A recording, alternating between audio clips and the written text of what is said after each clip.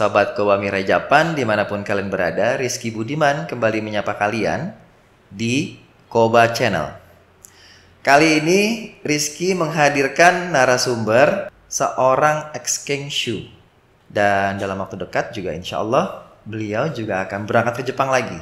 Pengalaman apa saja yang dapat Sobat Kowamira Japan ketahui nantinya. Baik, kita langsung saja. Selamat sore, Amar Sang. Selamat sore, Sensei. Hai, apa kabarnya nih?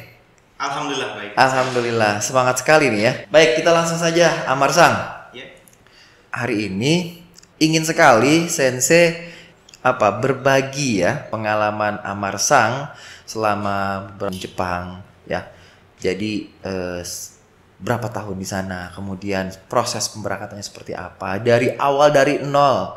Baik, yang pertama Amar Sang, dulu sebelum berangkat ke Jepang menjadi seorang Kensho nih, Amar Sang itu di jenjang pendidikan formalnya itu SMA, SMK atau apa nih sekolahnya nih jenjangnya? Oh ya, untuk saya ya, untuk jenjang pendidikan terakhir itu saya di SMK, Sensei. Oke, baik. SMK-nya jurusan apa nih Amar? Jurusan teknik pemesinan. Teknik pemesinan. Ya. Oke, baik. Dulu tahun berapa lulus waktu itu? Saya lulus Mei 2015. Amar Sang lulus SMK, apakah sudah mempunyai impian atau sudah mempunyai cita-cita, aku harus ke Jepang? Atau mungkin punya cita-cita lain? Bagaimana? Iya, untuk pribadi saya ya, sebenarnya dulu itu saya ingin kuliah. Iya. Namun mengapa tidak ke Jepang juga gitu, Sensei? Karena kelihatannya menarik. Saya dapat dorongan dari paman saya ya. Baik. Paman saya juga ex Kenshu dulu di Jepang. Kalau boleh tahu nih ya, sebelum pemberangkatan, proses belajarnya itu seperti apa itu, Amar Sang? Oh iya, kebetulan dulu semasa saya masih di sekolah, Sensei, masih di SMK, saya lulus itu bulan Mei ya, Mei 2015 itu saya lulus SMK. Nah sebelumnya di bulan Februari ya, sebelum ujian nasional saya dulu, itu ada seleksi, ada rekrutmen. Baik. Untuk pemegang Jepang tersebut. Instansi terkait itu datang ke sekolahnya Amar. Iya, betul. Oke, baik. Dari awal ya, Februari 2015 itu instansi terkait datang ke sekolah kami dulu ke SMK mengadakan seleksi di sana, Sensei. Dan khususnya untuk SMK kelas 3 ya. Untuk yang kelas 3 yang itu sudah mau lulus ya waktu yang itu. sudah mau lulus ujian nasional. Oke. Itu tes fisik. Ya, fisiknya di sini diantaranya tinggi badan ya, tinggi badan, berat badan. Secara proporsional ya. Secara proporsional berat badan. Yang lolos baru masuk tes tertulis. Ada tes tertulis juga. Ya. Hari itu juga. Yang lolos tes tertulis dan nilainya pun langsung diumumkan hari itu juga. Baru yang lulus tes tertulis ini mereka diikutkan tes interview di hari yang sama juga. Panjang sekali dan dalam waktu satu hari itu ya. Satu hari itu. Hebat sekali. Dari mulai pengukuran tinggi badan, berat badan, terus disaring ke tes tertulis. Tes tertulis diantaranya tes matematika dan potensi akademik. Proses yang seleksi itu dalam satu hari dan kemudian pembelajaran itu bahasa Jepang itu berapa lama untuk pelatihan bahasa Jepang itu? Iya. Kembali ke tadi, Sensei ya. Itu interview hari itu juga. Tapi pengumuman kelulusan yang diterima itu menunggu sekitar 2 bulan, Sensei. Oh, cukup lama ya. Jadi April 2015 itu baru ada pengumuman kelulusan. Yang berhak mengikuti tes medikal lalu pelatihan. Tadi interview lolos, baru medikal. Jika lolos medikal, baru diperbolehkan mengikuti pelatihan dasar. Oke. Pemberangkatan ke Jepang ini memang sangat ketat sekali seleksinya ya, Marsang ya. Dari tes fisik secara proporsional tinggi badan dan berat badan, dan kemudian dari tes akademiknya juga, kemudian tes kesehatan, apakah dia ada satu penyakit bawaan atau sebagai penyakit tahap menahun seperti itu ya, dan dipastikan juga tidak mempunyai cacat tubuh, kemudian tidak ada tato gitu ya, dan kemudian tidak ada tindik untuk peserta pria ya, tentunya pastinya. Oke, Amar Sang, setelah sudah lolos, belajarlah bahasa Jepang. Nah, belajar bahasa Jepang itu apakah di kota yang sama atau di kota lain, dan kemudian berapa lama sebelum sampai berangkat ke Jepangnya? Oh iya, Sensei. Untuk pelatihannya itu dibagi dua tahapan sensei ya. Ada pelatihan dasar namanya itu selama 2 bulan. Baik. Terus ada pelatihan lanjutan itu 2,5 bulan namanya. Oke, baik. Untuk saya dulu kebetulan kalau saya sebelum mengikuti pelatihan dasar itu saya di matching dulu perusahaan sensei. Jadi interview perusahaan dulu, baru saya mengikuti pelatihan dasar. Baik, pastikan dulu match dengan perusahaan atau user kalau di sini dengan bahasa usernya. Ya, oke, baru akan dilanjutkan ke pelatihan dasar. Pertanyaan berikutnya, kenapa lebih memilih ke Jepang, bukan ke negara lain? Iya, karena di sini sebelumnya yang saya tahu tentang Jepang itu etos kerjanya tinggi sensei. Etos kerjanya tinggi, disiplin waktu ya. Karena itu saya tertarik untuk melatih kedisiplinan saya di sana. Seperti itu. Dan kemudian berapa lama waktu itu Amar-san menjadi Kenshusei di Jepang? Saya 3 tahun sensei. 3 tahun ya, emang pada umumnya selama 3 tahun ya. Itu di bidang apa Amar-san? Saya di bidang pengelasan, tapi pengelasannya kojo banking, jadi pengolahan plat logam. Oke. Pengelasan, pengolahan plat logam. Ada nggak kendala yang sangat berat Amar hadapi? Untuk kendala ya mungkin di awal itu bahasa sensei ya. Oke. Ya, kebetulan saya cerita pengalaman saya sensei. Baik. Kebetulan saya dulu itu ditempatkan di Hyogoken. Iya, di Kansai ya. Kansai. Jadi orang perusahaan itu menggunakan Kansai Bank. Betul. Ya. Dimana Kansai Bank ini agak-agak memang kitsui gitu. So desu ne. Terus berbeda jauh dengan Hyojungo gitu. Kosakatanya itu. Betul. Jadi ketika pertama saya masuk ke standarisasi, saya kaget mendengar bahasanya. Biasa di pelatihan pusat pelatihan belajar bahasa yang baku, ya. Kemudian datang ke Kansai, daerah Kansai, mendapatkan bahasa yang memang cukup jauh berbeda gitu ya. Berbeda. Saya kaget di situ pertama. Jadi untuk komunikasi awal pertama dengan orang perusahaan itu agak susah karena mereka lebih cenderung menggunakan Kansai Bank.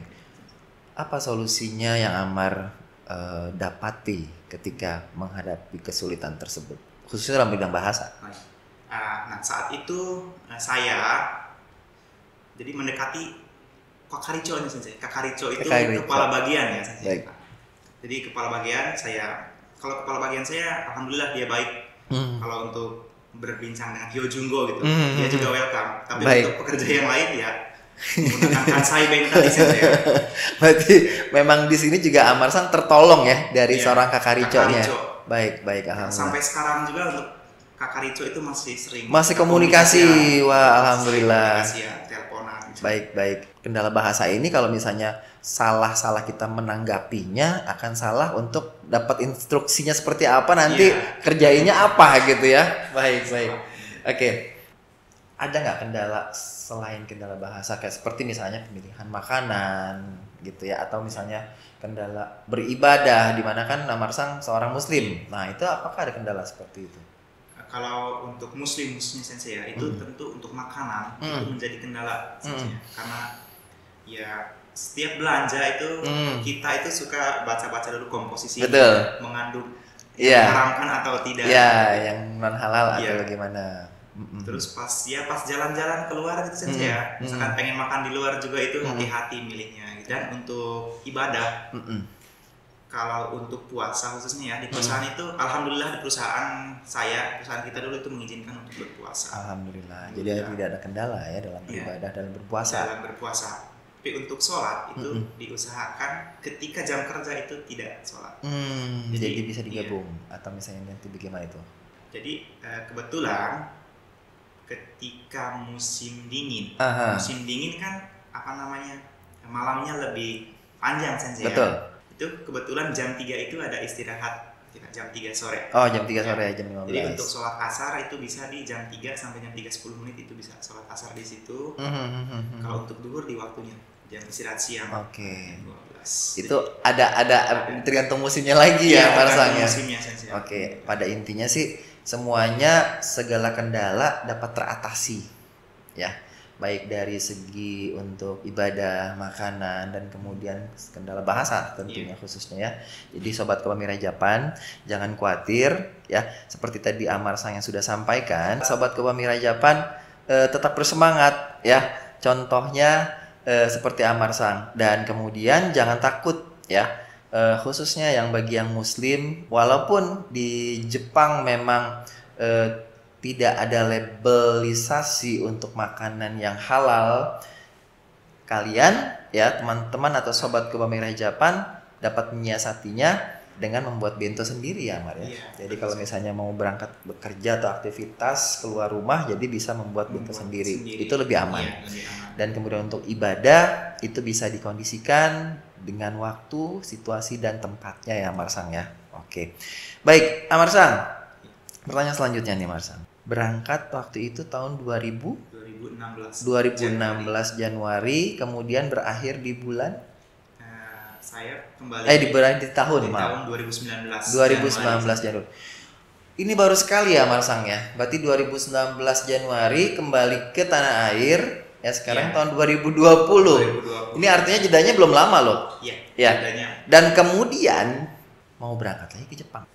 Ini yang saya secara pribadi dan mungkin Sobat Kobamira Japan dimanapun kalian berada pengen tahu juga dong, kok sudah berangkat dan kembali ke tanah air, berangkat lagi. Dulu berangkat sebagai kenshusei di bidang pengelasan. Dan sekarang mau berangkat lagi ke Jepang di bidang kaigoshi desu. Kaigoshi itu apa sih Amar? Kaigoshi itu jadi care worker sensei ya. Dulu di bidang pengelasan. Ya. Sekarang mau berangkat sebagai kaigoshi atau sebagai tenaga care worker untuk lansia lebih tepatnya, betul? Iya, so desu ne. Ada nggak korelasinya seperti itu? Mungkin secara logika jauh banget. Kangkenai desu ne, nggak ada hubungannya gitu ya. Hubungannya memang sih. Tapi ini kenapa bisa? Kenapa sih nggak mengambil program atau nggak mengambil bidang yang sama seperti pengelasan kembali? Kenapa pilihnya ke care worker? Jadi saya itu suka dengan Jepang sensei. Suka dengan Jepang, jadi impian saya itu saya bisa tinggal di Jepang dalam jangka waktu yang lama bersama keluarga gitu. Jadi berangkat dari sana, jika kita pergi sebagai kaigo itu dalam kurun waktu pengalaman kerja sebagai kaigoshi 3 tahun, ada yang namanya kaigo fukushiki kokkashiken. Apa itu? Atau ujian negara untuk kaigoshi, untuk care worker. Baik. Nah, jika lulus ujian itu sensei, itu bisa tinggal panjang lama di Jepang, bisa membawa lebih dari 3 tahun. Lebih dari 3 tahun, lebih dari 5 tahun juga. Lebih dari 5 tahun juga. Walaupun beda bidang dulunya pengelasan, sekarang ambil sebagai sebagai bidang care worker atau kaigoshi, dan kemudian nggak asal milih gitu berarti arti kesimpulannya ya. Ada banyak pertimbangan. Ada banyak ujiannya juga, ada banyak pelatihannya juga. Ada nggak ujian kemampuannya baik di bidang bahasa, baik di bidang skillnya itu, Mar? Ada sensei tentu. Nah, seperti apa tuh, Pak?